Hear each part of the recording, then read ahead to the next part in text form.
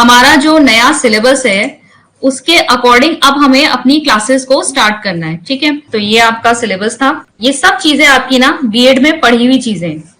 ठीक है, तो इनसे डरना तो बिल्कुल भी नहीं है। हाँ, लेकिन एक चीज जरूर है, क्योंकि सिलेबस इन्होंने बहुत भर भर के दे दिया है और मार्क्स हैं कम, तो हमको क्या करना है, बहुत ही स्मार्ट वर्क करके हमें इस सिलेबस को कवर करना है।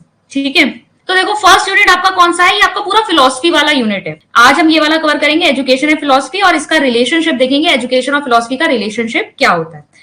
एजुकेशन एंड फिलोसफी, जिसे हम क्या कहते हैं, शिक्षा और दर्शन। अब देखो सबसे पहले हम शिक्षा को समझेंगे कि एजुकेशन क्या है। एजुकेशन क्या है आपकी, it is a systematic process through which a child और an adult acquires knowledge, experience, skill, sound attitude. ठीक है, मतलब कि यहाँ पर एक व्यवस्थित प्रक्रिया है जिससे शिक्षा के द्वारा आप क्या सीखते हो, आप ज्ञान अर्जित करते हो, आपको अनुभव होते हैं, आप कौशल सीखते हो, किसी काम को करने का तरीका सीखोगे, आपके जो दृष्टिकोण है वो डेवलप होता है, आपका किसी चीज को देखने का तरीका, एक नजरिया आपका डेवलप होता है। यही तो सीखते हैं हम सब स्कूल में जाकर। ठीक है, ज्ञान अर्जित करेंगे, बहुत सारी चीजों पे हमें प्रैक्टिकल काम करना आ जाता है, कौशल सीखते हैं, दृष्टिकोण बनता है। यही शिक्षा जो है आपकी, हम स्कूल में भी सीखते हैं, बल्कि डे टू डे लाइफ में भी एजुकेशन, एक तरह से हमारी एजुकेशन तो चलती ही जा रही है ना, वो जो भी हम अपने आसपास सीख रहे हैं वो सब आपका एजुकेशन में ही समाहित है। अब देखो क्वेश्चन कहां से बनेगा, क्वेश्चन आपका एक तो यहां से बन सकता है, अगर हम फैक्चुअल क्वेश्चन देखें कि एटाइमोलॉजिकल मीनिंग क्या होता है। एटाइमोलॉजिकल मीनिंग कहने का मतलब है कि कोई जो शब्द है वो कहां से उसकी उत्पत्ति हुई है। ठीक है, कहां से उत्पत्ति हुई है। तो अगर हम एजुकेशन शब्द की बात करें तो इसकी उत्पत्ति कहां से हुई है, इस शब्द की उत्पत्ति एक तो आपके लैटिन शब्दों से हुई है। जैसे पहला शब्द यहाँ पे लिया हुआ है एजुकेयर। एजुकेयर का मतलब क्या है, to bring out, to bring up, to raise, to educate, यानी कि कुछ बाहर लाना। ठीक है, पहले क्या था आपका, पहले यह माना जाता था कि शिक्षा क्या कर रही है, टू पुट इन, मतलब बच्चा तो क्या है, टेब्यूला रासा है। किसने कहा है टेब्यूला रासा, बच्चे को खाली स्लेट। टेब्यूला रासा का मतलब क्या होता है, ये भी देखो छोटे छोटे से क्वेश्चन है बन जाते हैं। टेब्यूला रासा, टेब्यूला रासा का मतलब होता है ब्लैंक स्लेट, खाली स्लेट है। ब्लैंक स्लेट कहा था जॉन लॉकी ने। ठीक है, जॉन लॉकी कहते हैं कि बच्चा क्या है, एक खाली स्लेट है और हमें उसके अंदर ज्ञान भरना है। जॉन लॉक ने कहा था कि टेब्यूला रासा है बच्चा, उसके अंदर हमें ज्ञान डालना है, भरना है। लेकिन आज ऐसा नहीं माना जाता, बल्कि एजुकेशन का मतलब ये नहीं होता है कि आपको बच्चे के अंदर ज्ञान या ये सारी चीजें भरनी है। बच्चे के अंदर जो भी उसके अंदर पोटेंशियल, उसके अंदर क्वालिटीज हैं, उसके अंदर जितनी भी संभावनाएं हैं, उनको आपको और ज्यादा विकास उसका करके उसे बाहर निकालना है। ठीक है, बच्चे के अंदर जो क्वालिटीज हैं, जो उसके अंदर गुण हैं, उनको बाहर निकालना है। ठीक है, उनका विकास करना है। टू ब्रिंग आउट, इसीलिए कह रहे टू ब्रिंग आउट, बाहर लाना। या एजुसियर से भी इसकी उत्पत्ति मानी गई है, to lead out, to draw out, इसे भी यही माना गया है, जिसका अर्थ है बाहर निकालना। किसे बाहर निकालना, बच्चे की स्वाभाविक क्षमताओं को, बच्चे के अंदर जो क्षमताएं हैं उनको हमें बाहर लेकर आना है एजुकेशन देकर। या एजुकेटम से, एजुकेटम क्या है आपका, which means act of teaching, practical aspect, मतलब इसका अर्थ है शिक्षण या प्रशिक्षण देना। शिक्षण या प्रशिक्षण देकर आपको बच्चे के अंदर से चीजों को क्या करना है, उसकी क्षमताओं को बाहर निकालना है। ठीक है, एक और तरीके से हम इसको डिवाइड कर सकते हैं एजुकेशन शब्द को, ई और ड्यूको। एजुकेशन कहां से आता है, ई और ड्यूको। ई का मतलब होता है फ्रॉम इनसाइड, अंदर से, और ड्यूको का मतलब होता है आगे बढ़ाना। मतलब यहां पर निकल के सब जगह यही आ रहा है कि बच्चे के अंदर जो इंटरनल फैकल्टीज हैं, यानी बच्चे के अंदर जो आंतरिक क्षमताएं हैं, उनको बाहर की ओर लाना, उनका विकास करना, कि बच्चा उनका इस्तेमाल करके जीवन में आगे कुछ ना कुछ प्रैक्टिकली कर सके, वही क्या है आपका एजुकेशन। ठीक है, ये तो एटाइमोलॉजिकल मीनिंग हो गया। अब एजुकेशन के लिए हम और कौन कौन से शब्दों का प्रयोग करते हैं। एक तो आपके शब्द का प्रयोग होता है पेडागोजी। ठीक है, पेडागोजी बहुत यूज किया जाता है आपका शिक्षा के लिए। ठीक है, शिक्षा का यहां पर अगर आप देखेंगे तो इसका मतलब भी क्या है, इसको इंटरचेंजेबली यूज कर लेते हैं। शिक्षा कर देना मतलब ये पेडागोजी, मतलब किसी चीज की को देने का तरीका। और शिक्षा की अगर हम बात करें इंडियन कॉन्टेक्स्ट में, एजुकेशन को हिंदी में शिक्षा कहा जाता है। ठीक है, जो कि संस्कृत धातु रूप शश से आया है। ठीक है, शिक्षा का मतलब क्या है, शिक्षा संस्कृत के धातु शश से आया है, जिसका अर्थ होता है अनुशासन देना। आप एजुकेट करके क्या कर रहे हो, बच्चे को क्या कर रहे हो, डिसिप्लिन बना रहे हो, उसको उसके अंदर क्या लेकर आ रहे हो, एक तरीका जीने का, डिसिप्लिन का मतलब ये नहीं है कि चुपचाप शांति से बैठ गए एक जगह पर, कुछ नहीं बोल रहे हैं, ये डिसिप्लिन नहीं होता है। डिसिप्लिन का मतलब क्या होता है कि आपके जीवन जीने के तरीके में एक तारतम्यता है, आप जीवन को जो जी रहे हैं वो एकदम कंट्रोल्ड मैनर में, डिसिप्लिन तरीके से जिए, ठीक है। हर चीज का एक टाइम होता है, हर चीज को करने का एक तरीका होता है, वो डिसिप्लिन होता है। तो अनुशासन देना, नियंत्रित करना या निर्देश देना, ये होता है आपका शस्त्र धातु जहां से लिया गया उसका अर्थ। ऐसे ही आपका एजुकेशन के लिए हम एक विद्या वर्ड भी प्रयोग करते हैं, ये भी आपके संस्कृत के वर्ड से आया है जिसका नाम विद, जिसका मतलब होता है टू नो। विद का मतलब क्या है? जानना, किसी चीज के बारे में जानकारी अर्जित करना।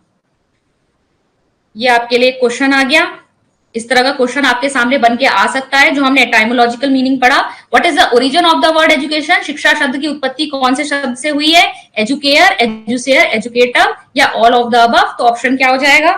एटाइमोलॉजिकली आप देखेंगे तो एजुकेशन वर्ड इन सभी से इसकी उत्पत्ति हुई है। चलिए, डेटा ऑफ एजुकेशन में क्या आ जाएगा आपका, कि जब हम शिक्षा की बात कर रहे हैं तो हम किन किन कारकों की बात कर रहे हैं? देखो, शिक्षा के लिए आपके क्या क्या चीजें आवश्यक है। सबसे पहले तो लर्नर, चाइल्ड होना चाहिए, यानी लर्नर, अधिगम कर्ता, ठीक है, अधिगम कर्ता होना चाहिए। बच्चा क्या है यहाँ पर? जो सीखेगा, अधिगम कर्ता, सीखने के लिए जो तत्पर हो। फिर हेरिडिटी क्या हुआ आपका? Innate qualities. इन्नेट क्वालिटीज मतलब बच्चे के अंदर अपने आप से उसके अंदर निहित कुछ क्षमताएं हैं, वो इन्नेट क्वालिटीज क्या है वो हेरिडिटी डिसाइड करती है। कुछ बच्चे जो है बॉर्न इंटेलिजेंट होते हैं, कुछ बच्चे जो है उनकी बुद्धि उतनी तेज नहीं होती है। तो सबके अंदर, किसी का बड़ा आर्टिस्टिक हैंड होता है, सबके अंदर अपनी अपनी क्वालिटीज है। तो वंशागति या हेरिडिटी का मतलब क्या है? हम किसको देखने की कोशिश कर रहे हैं? इन्नेट क्वालिटीज को, बच्चे के अंदर जो गुण उसके अंदर समाहित है। एनवायरमेंट मतलब पर्यावरण, आप किस तरह का एनवायरमेंट पे बच्चे को पढ़ा रहे हो वो बहुत ज्यादा प्रभावित करता है शिक्षा को। क्लासरूम का एनवायरमेंट कह लो या जिस पूरे स्कूल के एनवायरमेंट में आप बच्चे को रख रहे हो, इतने घंटे बच्चे के वहां पे गुजरते हैं, बच्चा क्या क्या अपने आसपास देख रहा है, वो सब क्या आ जाएगा? एनवायरमेंट में आ जाएगा। प्लस टाइम, टाइम किसका? बच्चे का एज, यहाँ पर एज भी आ जाएगा।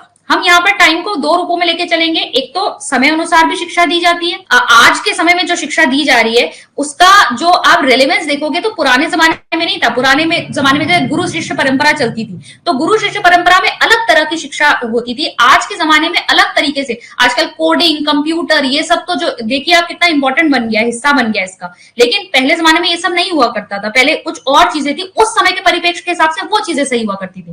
प्लस अगर हम देखें कि एज बच्चे की अगर जो है उसके अकॉर्डिंग आपको बच्चे को शिक्षा देनी है। नर्सरी क्लास के बच्चे को जो पढ़ा सकते हो वो आप 12th क्लास के बच्चे को नहीं पढ़ाओगे, या फिर आप एक 10th क्लास के बच्चे को जो पढ़ाना चाहते हो वो आप 1st क्लास के बच्चे को नहीं पढ़ाओगे। एज के अकॉर्डिंग पढ़ाओगे, जितना बच्चे का मानसिक क्षमता है उसके अकॉर्डिंग ही आप बच्चे को क्या दोगे? ज्ञान दोगे। तो समय भी बहुत ज्यादा उचित होना चाहिए, आपको ध्यान देना है कि बच्चे का मानसिक स्तर कितना है और वो कितने लेवल तक की चीजों को सीख पाएगा।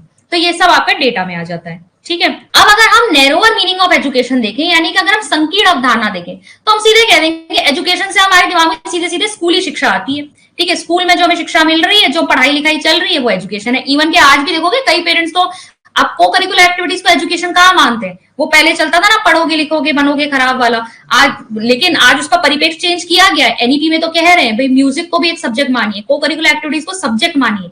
पहले लेकिन क्या माना जाता था? सिर्फ किताबें होनी चाहिए तभी बच्चा पढ़ रहा है सामने से, ठीक है। अगर खेल कूद में है तो वो बच्चा अपना समय नष्ट कर रहा है।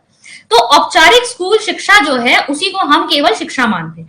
लेकिन अगर हम वाइडर मीनिंग देखें, शिक्षा का व्यापक अर्थ देखें, तो शिक्षा क्या है? जीवन भर चलने वाली प्रक्रिया है।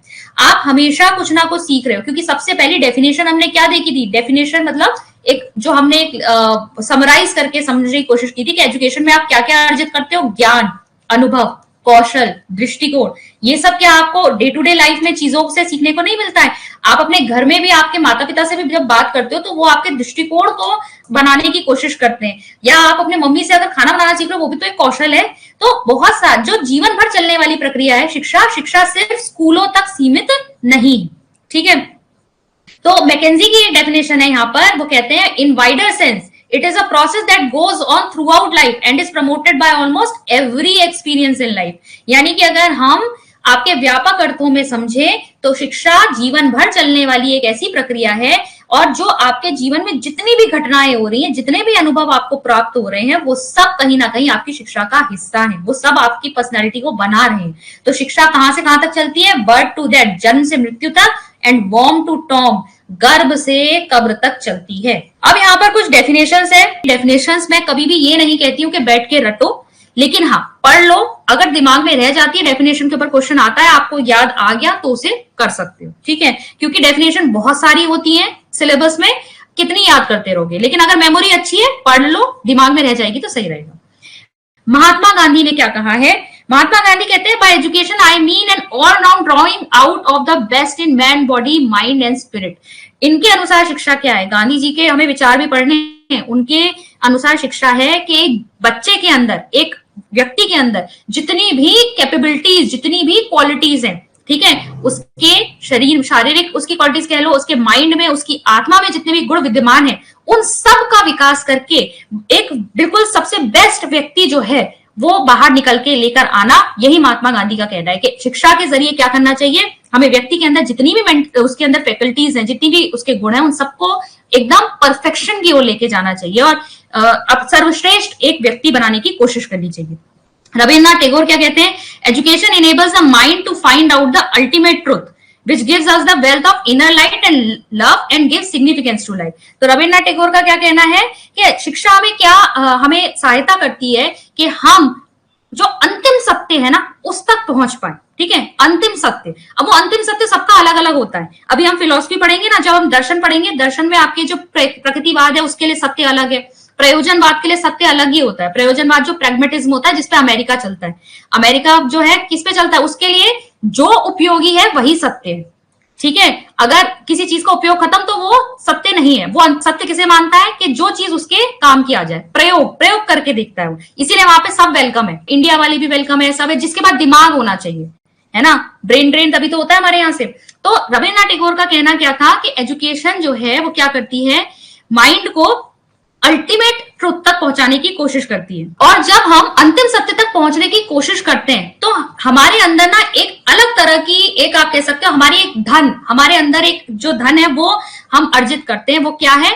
जो लाइट, जो एक रोशनी है, हमें हमारे जीवन का मतलब जो है वो समझ में आता है जब हम क्या करते हैं, शिक्षा के जरिए अंतिम सत्य तक पहुंचने की कोशिश करते हैं, ठीक है। फिर डॉक्टर जाकिर हुसैन क्या कहते हैं कि education is the process of the individual mind getting to its full possible development. जब किसी व्यक्ति के जितने भी अंदर, उसके अंदर माइंड मतलब पोटेंशियलिटी, उसकी आत्मा में जितनी भी उसके गुण हैं, जब उसकी फुल डेवलपमेंट अगर करने की कोशिश की जाए, वो किससे की जाती है? एजुकेशन के जरिए क्या किया जाए, उसको फुल्ली डेवलप किया जाता है। और स्वामी विवेकानंद कहते हैं कि education is the manifestation of divine perfection already existing in man. Important है, इसको ध्यान में रखना, ठीक है। विवेकानंद तो क्या कहते थे कि व्यक्ति के अंदर ना पहले से ही सर्वश्रेष्ठता, एक परफेक्शन पहले से ही विद्यमान है, बस शिक्षा के जरिए उसको बाहर निकाला जाता है। ऐसे ही आपके बहुत सारे हैं, जैसे अभी हमने इंडियन वाले देखे, एरिस्टोटल का कहना है education is the creation of sound mind in a sound body, यानी कि स्वस्थ शरीर में एक स्वस्थ मस्तिष्क, या एक जो आप कह सकते हो उसके स्वस्थ जो गुण है वो एकदम हाईएस्ट लेवल तक पहुंच सके, उसकी हमें रचना करने की कोशिश करनी है। क्योंकि देखो, शिक्षा ही क्या कर पाएगी, हमें सबको सिखाती है। हम फिजिकल डेवलपमेंट की भी बात करते हैं, हम अपने इंटेलेक्चुअल डेवलपमेंट की भी बात करते हैं। तो अरिस्टोटल का कहना ही यही था, साउंड माइंड जो है साउंड बॉडी में ही रह सकता है, तो शिक्षा के जरिए हमें इन दोनों का ही विकास करना है। रूसो का कहना था कि education is the child development from with in. बच्चे के अंदर जो भी गुण हैं उन्हीं को आपको बाहर निकालना है, ठीक है। रूसो क्या है, आपके नेचुरलिस्ट थे, मतलब आपके प्रकृतिवादी थे, और इनका मानना यही था कि हमें बाहर से कुछ बच्चे के अंदर भरना नहीं है। बच्चा अपने साथ जितने भी गुण लेकर आया है, प्रकृति ने उसको पहले ही बहुत कुछ अच्छा दिया है। हर चीज जो प्रकृति से मिलती है बहुत अच्छी होती है, लेकिन इंसान उसको खराब कर देता है, ठीक है। तो अपने हाथों में नहीं लेनी है चीजें। बच्चे के अंदर जितनी भी क्वालिटीज हैं उसको नेचर के हवाले कर दो और उनको वैसे ही डेवलप होने दो, ठीक है। यही शिक्षा है। शिक्षा के जरिए बच्चे की जो डेवलपमेंट है अंदर से होनी चाहिए। हर्बर्ट स्पेंसर कहते हैं एजुकेशन इज कंप्लीट लिविंग, संपूर्ण जीवन, मतलब एक कंप्लीट लिविंग, जो आपको पूर्ण जीवन हमें किससे मिल पाता है? शिक्षा के जरिए ही मिल पाता है। प्लेटो का भी कहना था education is the capacity to feel pleasure and pain at the right moment. अब देखो, pleasure and pain at the right moment मतलब जब हमें सही गलत की परख होगी। कभी कभी ऐसा होता है ना, हम तो क्या है, हमारे सामने अगर हमें कोई महंगा फोन मिल जाए तो हमें उसमें खुशी होती है, लेकिन असल में वो हमारे लिए प्लेजर का एक पॉइंट नहीं है। महंगी चीजों से खुशियां नहीं मिलती हैं। तो जो व्यक्ति ये समझ ले कि कहाँ से असली खुशी मिलेगी या कहाँ पे असली दुख विद्यमान है, यही हमें शिक्षा सिखाती है। ठीक है, शिक्षा हमें यही सिखा रही है कि सही जगह पर हमें प्लेजर और पेन का पता चल सके।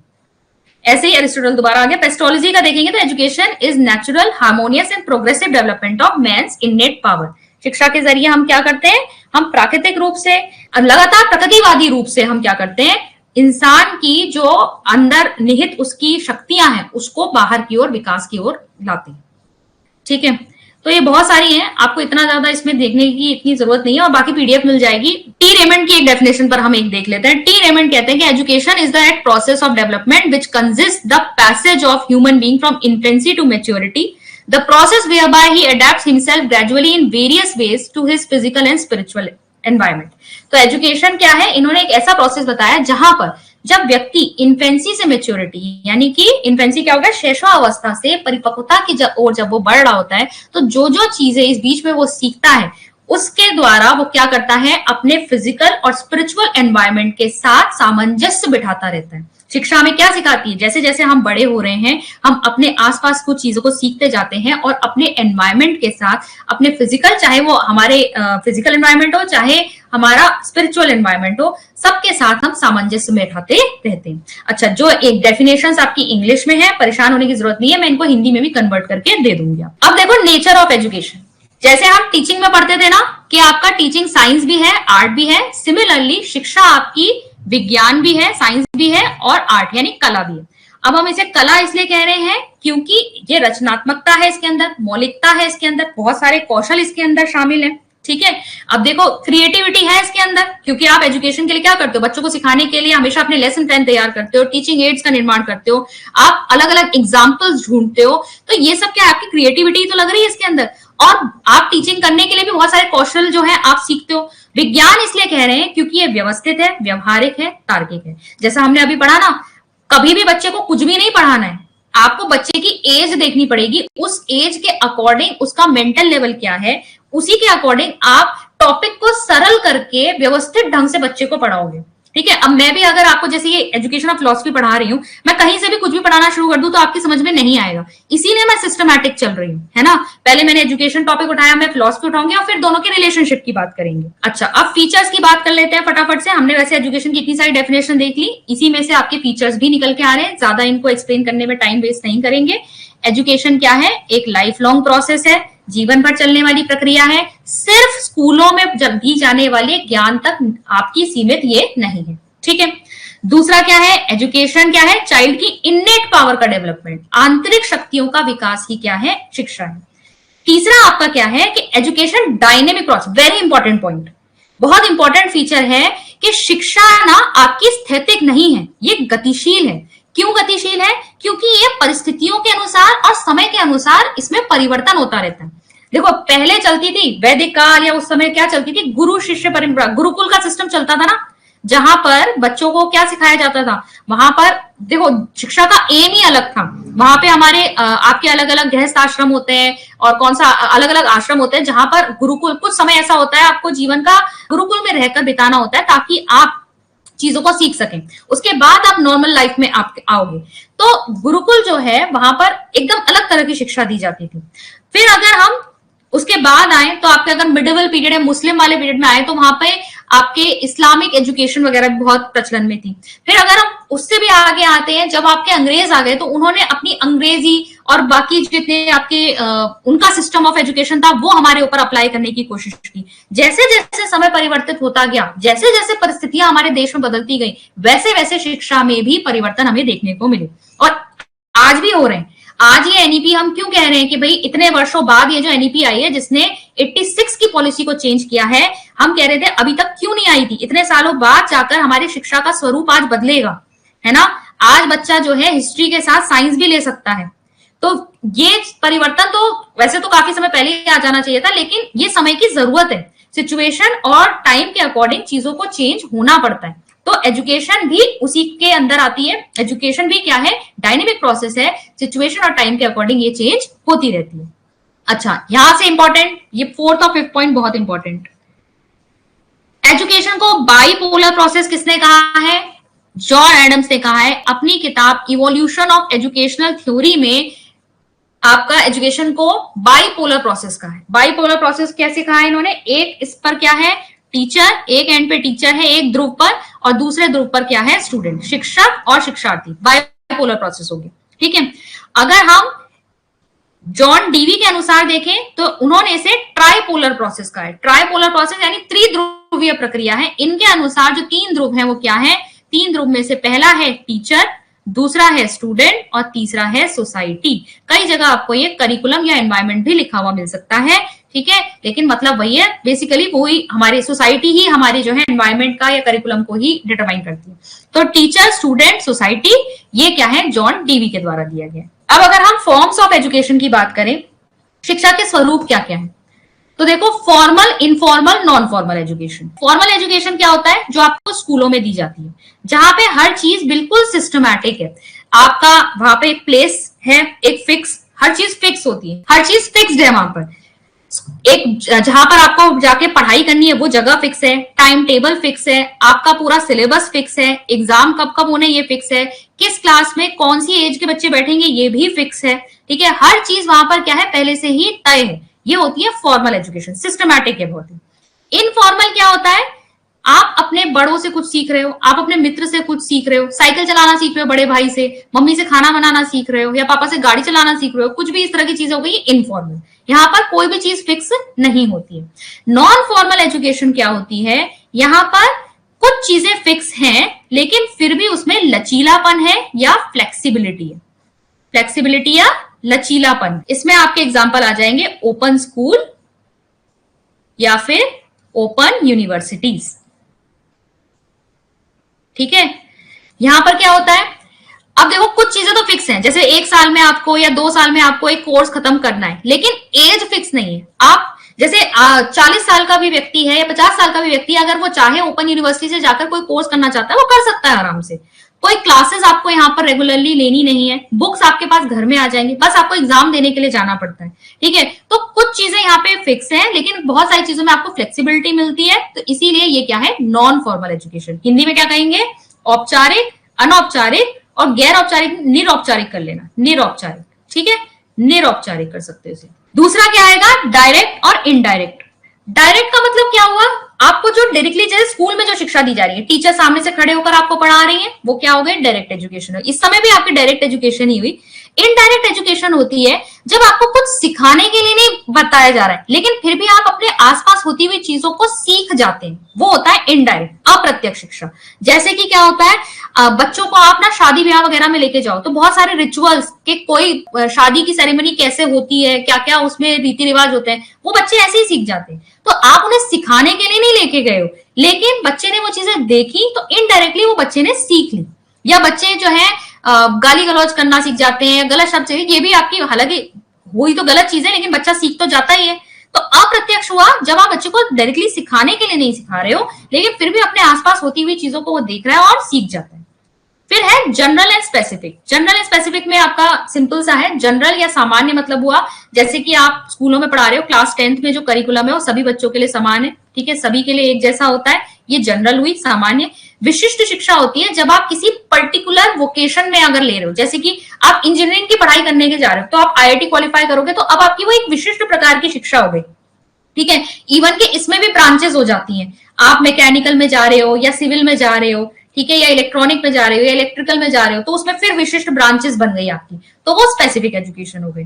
फिर हुआ इंडिविजुअल एंड कलेक्टिव, ये तो नाम से ही पता चल रहा है, व्यक्तिगत या सामूहिक। व्यक्तिगत मतलब आप इंडिविजुअली एक एक करके किसी को पढ़ा रहे हो, या सामूहिक मतलब एक कक्षा में बहुत सारे बच्चे बैठे हुए हैं और ग्रुप में आप उनको पढ़ाई करवा रहे हो, ठीक है। एक फटाफट से ये बता देती हूँ आप लोगों को, aspects of education, old concept और मॉडर्न कॉन्सेप्ट, ठीक है। एजुकेशन अगर हम देखें तो पहले अगर हम देखें, यहाँ पर ये हिंदी में नहीं है, हिंदी में मैं इसको करके दे दूंगी। शिक्षा का अर्थ पहले क्या माना जाता था? सिर्फ और सिर्फ इंस्ट्रक्शन देना, अनुदेशन देना, मतलब आप बच्चे को क्या करो? इंस्ट्रक्ट करो, ये कीजिए, वो कीजिए, ये याद कीजिए, वो याद कीजिए, आपने बस इंस्ट्रक्शन दे दी। लेकिन आज क्या है शिक्षा का अर्थ? डेवलपमेंट, बच्चे के अंदर जो क्वालिटीज है उसका विकास करना। अगर हम एम्स की बात करें तो ओल्ड कॉन्सेप्ट क्या है? बच्चे को सिर्फ ज्ञान देना, लेकिन आज क्या है? उसकी पूरी की पूरे व्यक्तित्व का विकास करना, उसकी सामाजिक जो क्षमताएं हैं वो बढ़ाना। करिकुलम की हम बात करें तो पहले करिकुलम विषय केंद्रित होता था, जो विषय पढ़ाना है उसके ऊपर ज्यादा आपको फोकस देते थे, मतलब अगर याद करना है तो आपको ये पूरा रटना ही पड़ेगा। आज क्या है, बच्चे की अपनी कितनी उसकी रुचि है, किस चीज में है, एक्टिविटी करके बच्चा सीखे, उस सोशल एफिशिएंसी बढ़ाए, ठीक है, प्रोजेक्ट्स वगैरह दिए जाएं उसे, उससे वो सीखे, तो ये ज्यादा करिकुलम पे ध्यान दिया जाता है।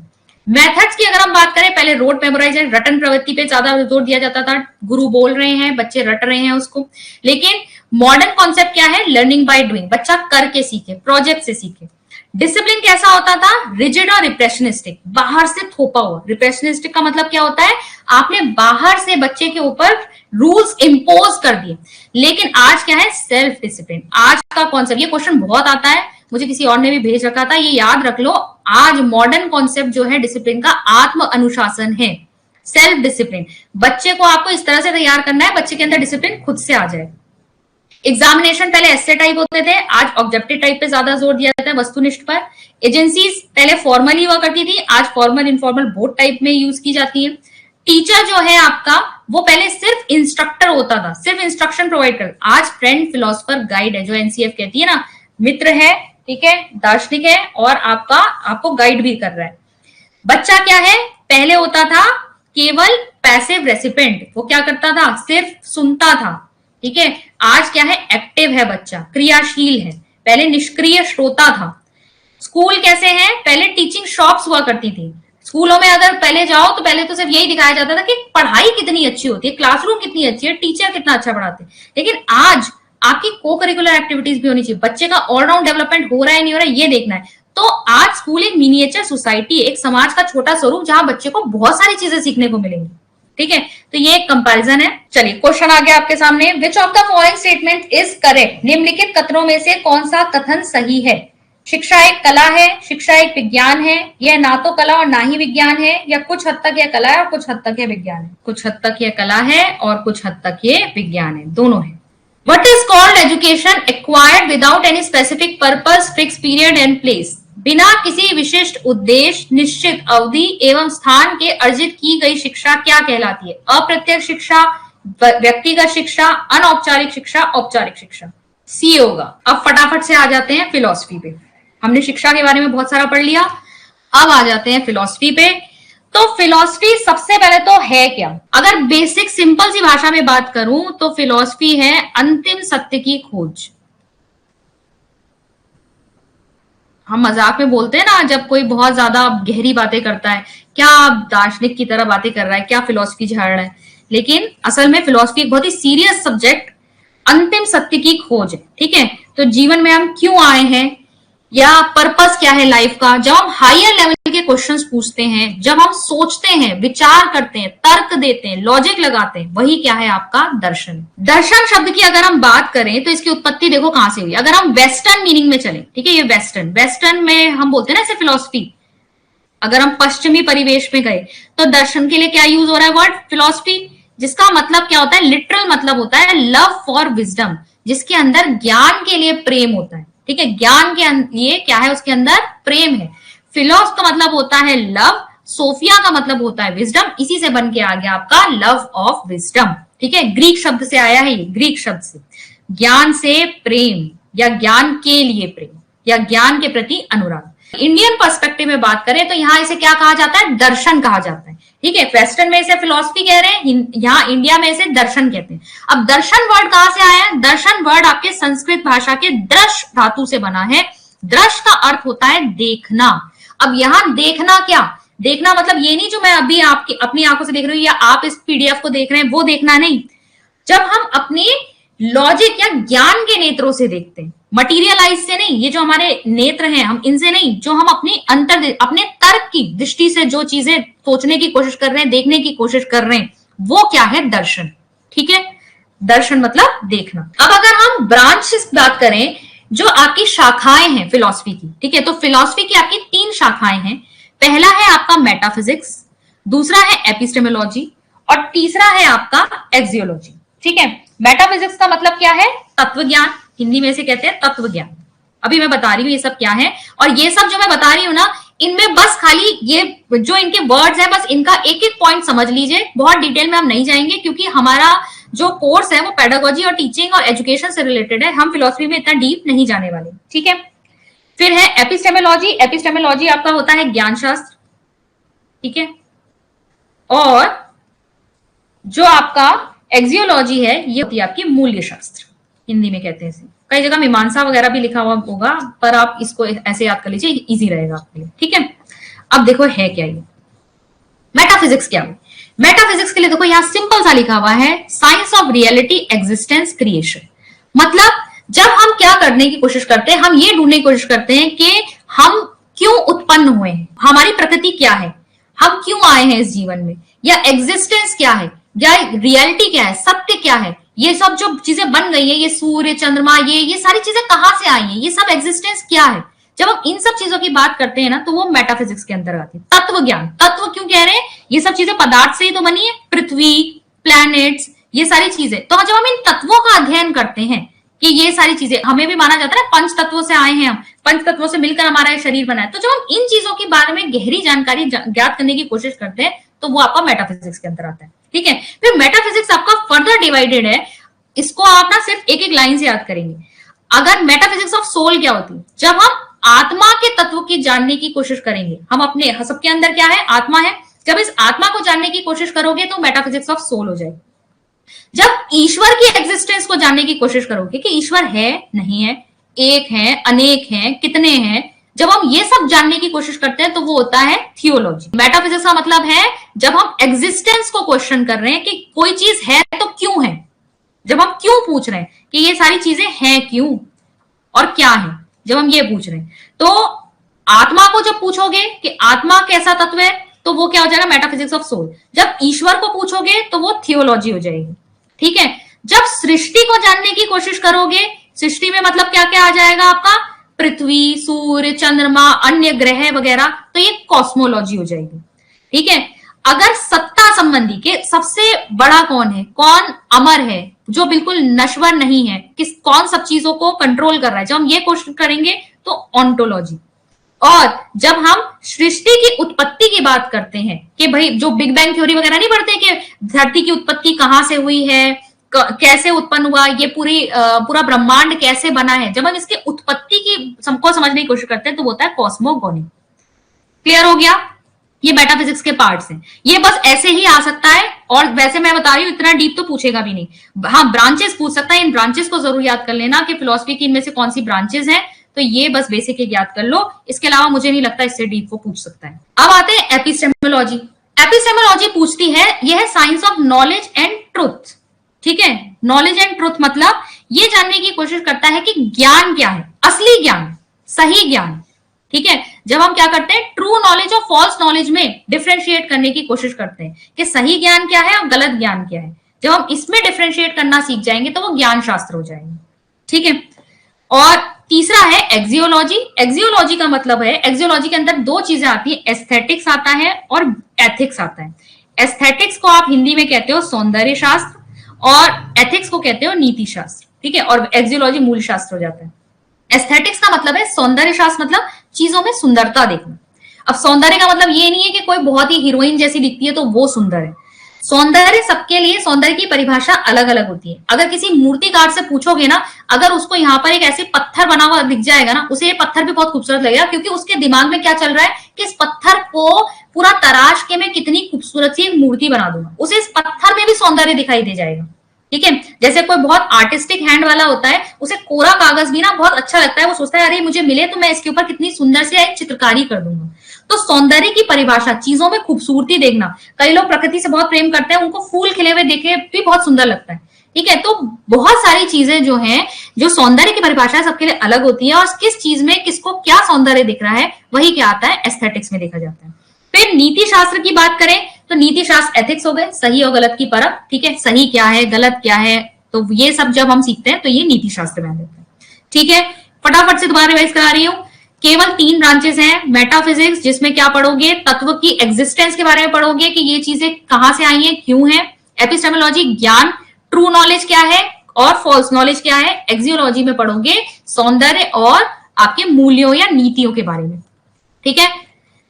इसमें फिर इन्होंने डिवाइड किया है, अगर आत्मा के एग्जिस्टेंस के बारे में, आत्मा के संदर्भ जो तत्व है उसे जानने की कोशिश करोगे तो मेटाफिजिक्स ऑफ सोल, ईश्वर को जानने की कोशिश करोगे थियोलॉजी, अगर सृष्टि के संबंधित जो तत्व है उसे जानने की कोशिश करोगे तो कॉस्मोलॉजी, अगर सत्ता किसकी है, कौन अमर है, कौन कंट्रोल कर रहा है, ये जानने की कोशिश करोगे तो ऑन्टोलॉजी, और सृष्टि की उत्पत्ति कैसे हुई है तो कॉस्मोगॉनी।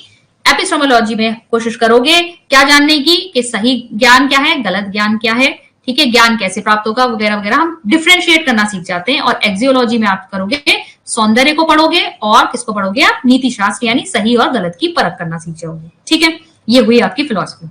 अब प्लेटो कहते हैं कि फिलोसोफर किसे मानोगे, दार्शनिक कौन है। इनका कहना है कि he who has a taste of every sort of knowledge and who is curious to learn and is never satisfied may be just termed as a philosopher।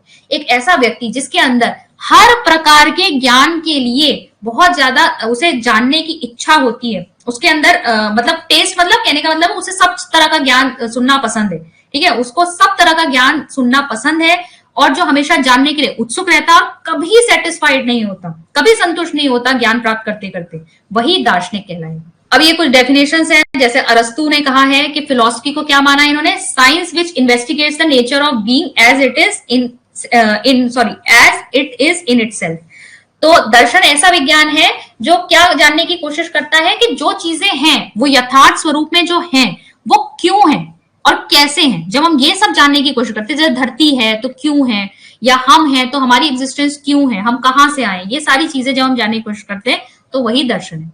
प्लेटो के अनुसार भी philosophy aims at the knowledge of the eternal nature of things. ठीक है, पदार्थों के यथार्थ स्वरूप का ज्ञान ही दर्शन है। जब हम इन पदार्थों के बारे में असलियत जानने की कोशिश करेंगे, वही हमें क्या मिलेगा, दर्शन, उसी के अंदर हमें दर्शन मिलेगा।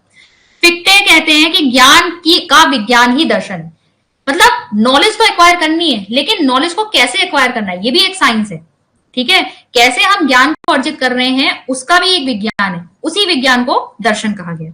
और राधा कृष्ण कहते हैं कि यथार्थता के स्वरूप का तार्किक विवेचन, यानी कि जो रियलिटी है, जो यथार्थ है, जब हम उसको एनालिटिकली सोचते हैं, लॉजिक लगाते हैं, तार्किक रूप से उसके बारे में सोचने की कोशिश करते हैं, तो वही क्या होता है, आपकी फिलॉसफी होती है। ठीक है, चलो फिलॉसफी निपट गई हमारी। अब हम फटाफट से फिलॉसफी और एजुकेशन के बीच में रिलेशनशिप देख लेते हैं। तो ये माना जाता है कि फिलॉसफी और एजुकेशन एक ही सिक्के के दो पहलू हैं, two sides of a same coin. अगर एक हेड है तो एक टेल्स है, दोनों एक दूसरे के बिना रह नहीं सकते, दोनों को एक दूसरे की जरूरत है। ठीक है, तो देखो यहाँ दर्शन और शिक्षा की अन्योन आश्रितता, मतलब कि एक दूसरे पर कैसे ये निर्भर करते हैं। तो सबसे पहले देखेंगे कि education is dependent on philosophy. क्यों शिक्षा जो है फिलॉसफी के ऊपर निर्भर करती है। तो वैसे मैं बच्चों को हमेशा बताती हूँ कि आपको ये जो दो सब्जेक्ट पढ़ाए जाते हैं, एक फिलॉसफी पढ़ाया जाता है, एक साइकोलॉजी पढ़ाया जाता है। साइकोलॉजी क्यों पढ़ाया जाता है, जब आपको बच्चे को कैसे पढ़ाना है ये समझना होता है तो आप साइकोलॉजी पढ़ते हो। जब आप बच्चे को क्या पढ़ाना है तो आप फिलॉसफी देखते हो। ठीक है, क्या का जवाब हमें फिलॉसफी से मिलता है।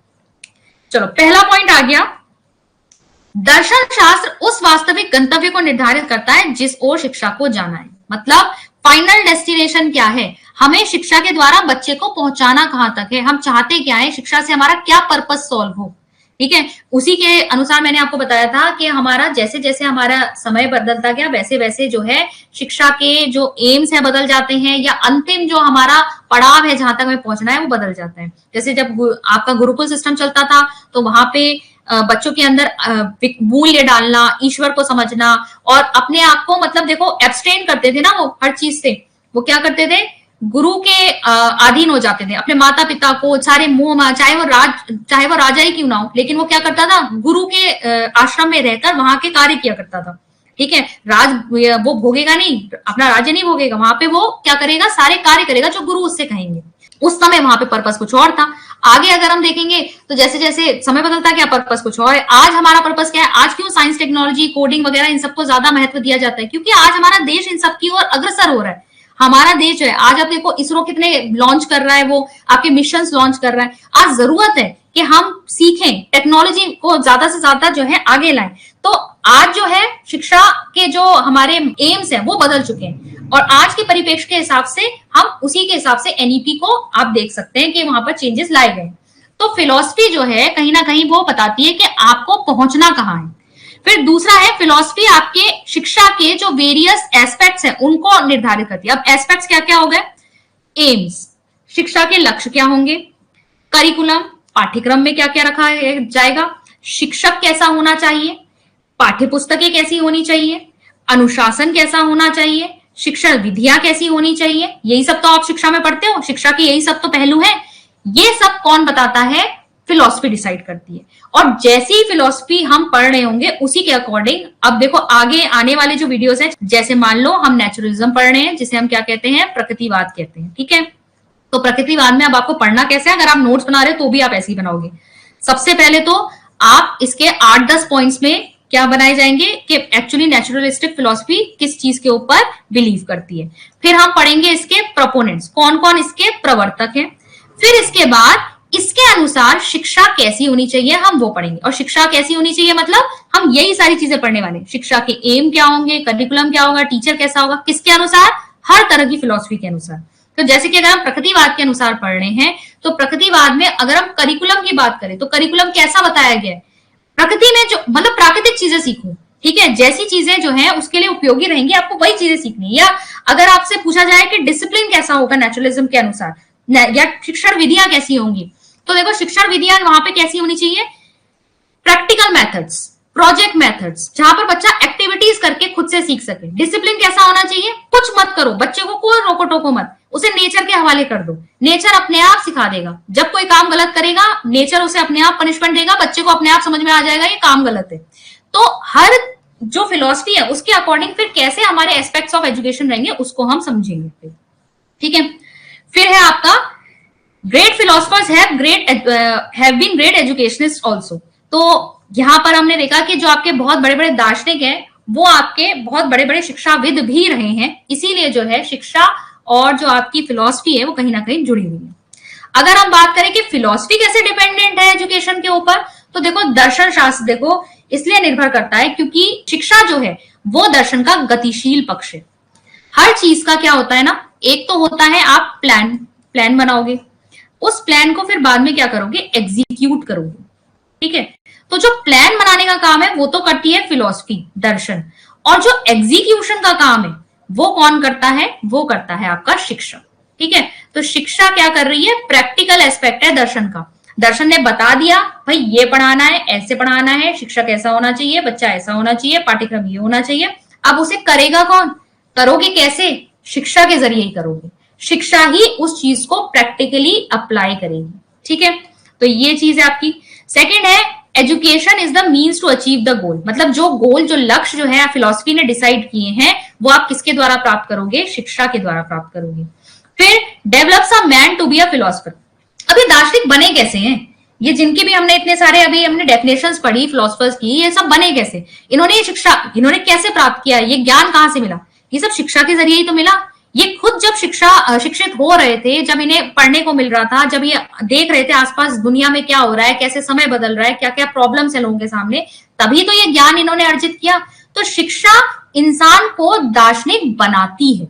ठीक है, फिर है डेवलप्स फिलोसफिकल एटीट्यूड हमारे आप में। अब आप देखो मैं पढ़ रही हूँ ये फिलोसफी, तो थोड़ा बहुत तो फिलोसफिकल एटीट्यूड मेरे अंदर भी आ ही जाएगा। आप लोग पढ़ोगे आप भी थोड़ा बहुत तो समझ ही जाओगे। तो फिलोसफिकल एटीट्यूड कहां से आता है? ये भी शिक्षा से ही आता है।